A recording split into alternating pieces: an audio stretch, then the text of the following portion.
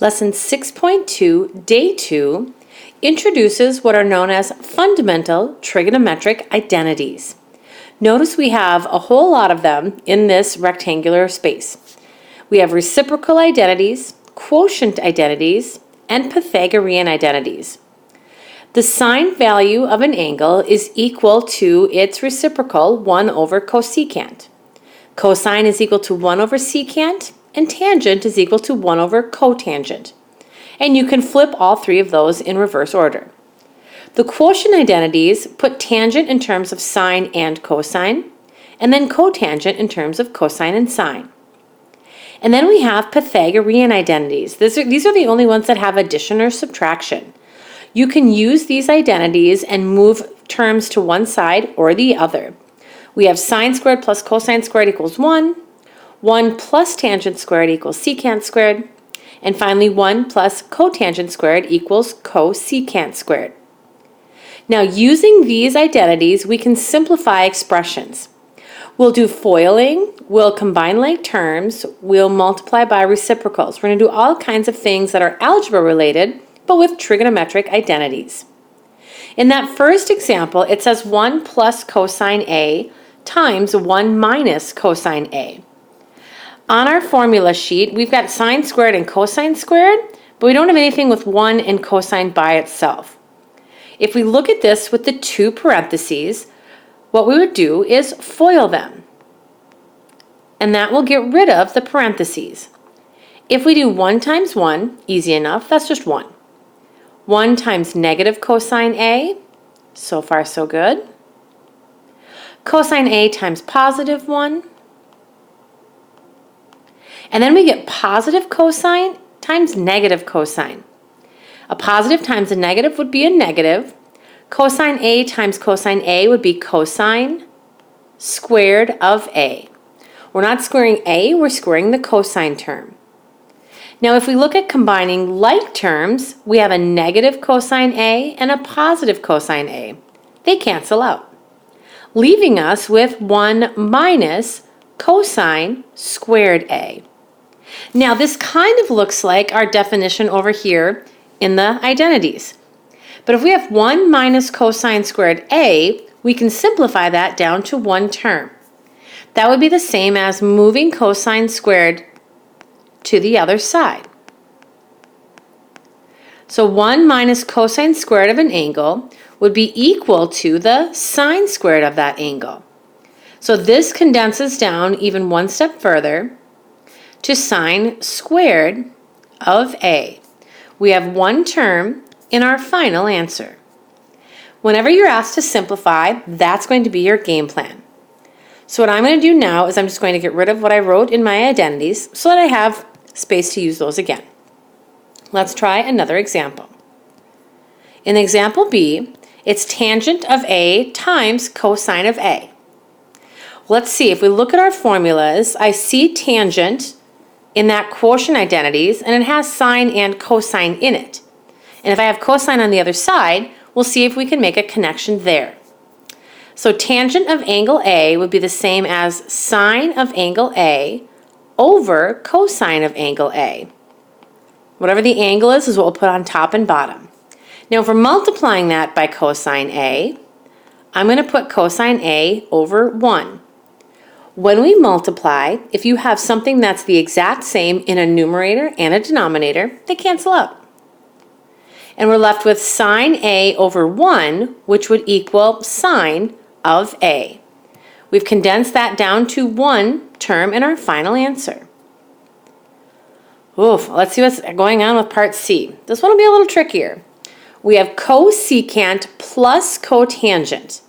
Now I see cotangent squared and cosecant squared in the denominator in the Pythagorean identities, but these aren't being squared, so we can't use that form at all. What we can do though is FOIL like we did the one up above in part A. So I'm going to do cosecant times cosecant, and that would give us cosecant squared B. And then I'm going to do cosecant times negative cotangent. They're not like terms. We have to write it out as one big product. Cosecant B times cotangent B. And I'm going to keep going on this right-hand side. Sorry for part D, but we're just going to have to make this work. If we do the two inside terms, we get plus cotangent B, cosecant B. And then if we do the last term in each one, negative cotangent B times positive cotangent B would be negative cotangent squared B. Ooh, that's a lot going on. It looks like we didn't make it any easier than what it was initially. I see we have a cosecant and a cotangent, that's negative. A cotangent times a cosecant, that's positive. They're products, which means they would actually be like terms. One's negative and one's positive. Just like that, they cancel out. And we're left with cosecant squared B minus cotangent squared B. Now that they're squared, we can maybe utilize that Pythagorean identity. In the order that the subtraction is written, cosecant squared minus cotangent squared, it's like they moved cotangent squared over.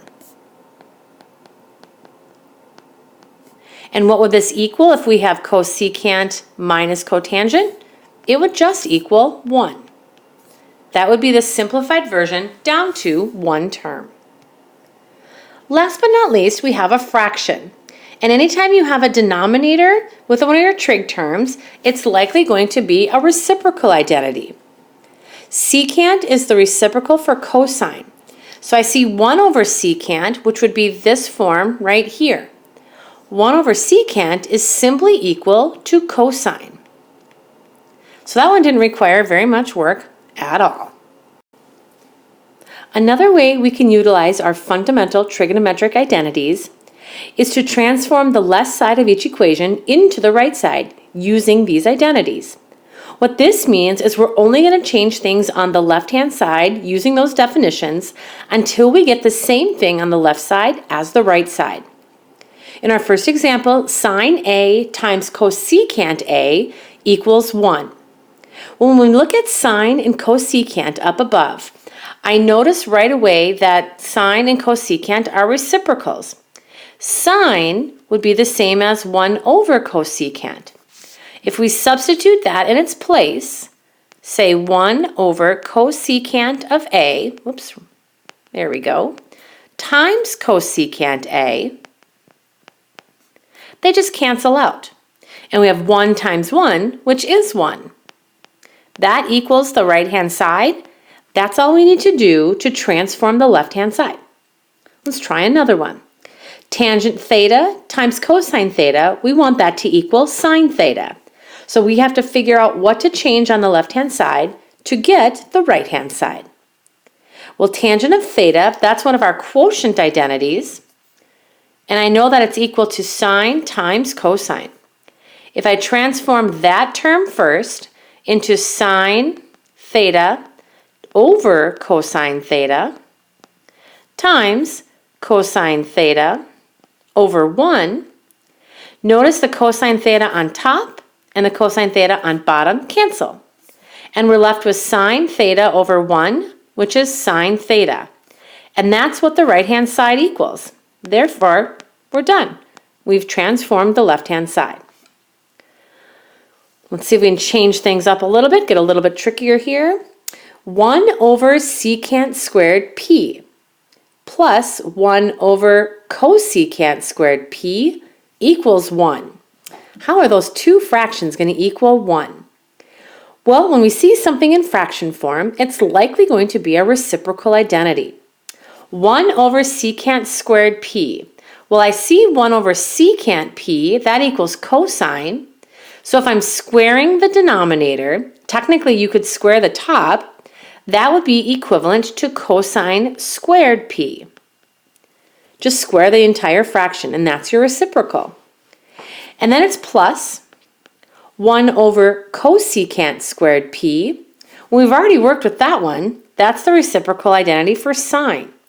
Therefore, if you square the right-hand side of that fraction, you can square the left-hand side and get sine squared.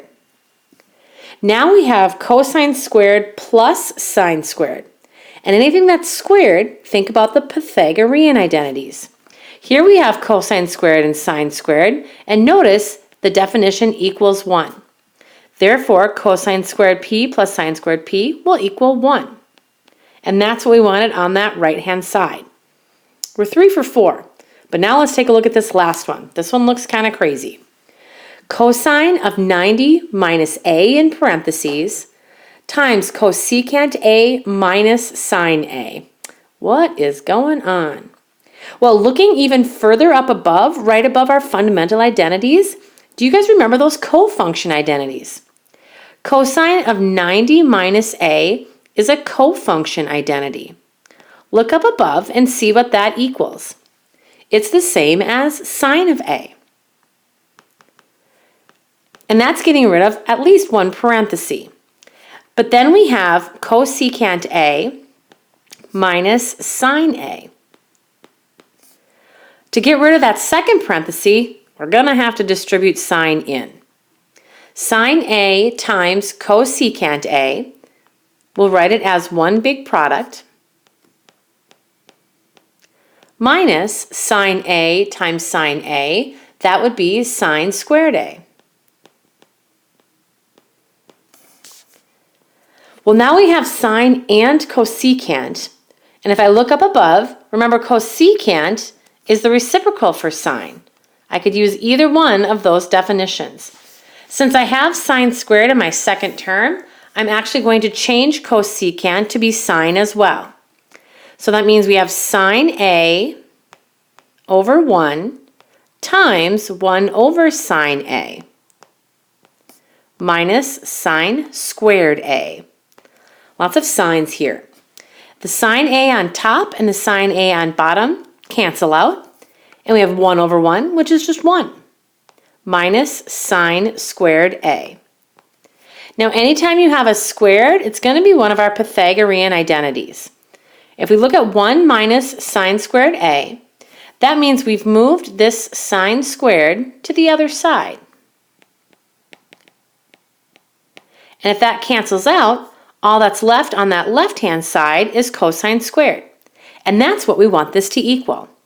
1 minus sine squared a is equal to cosine squared a. That's what we wanted on that right-hand side. We've done the transformation. These are a lot of definitions. The more you work with them, hopefully the more fluent you'll become. We'll finish the rest of the lesson in class.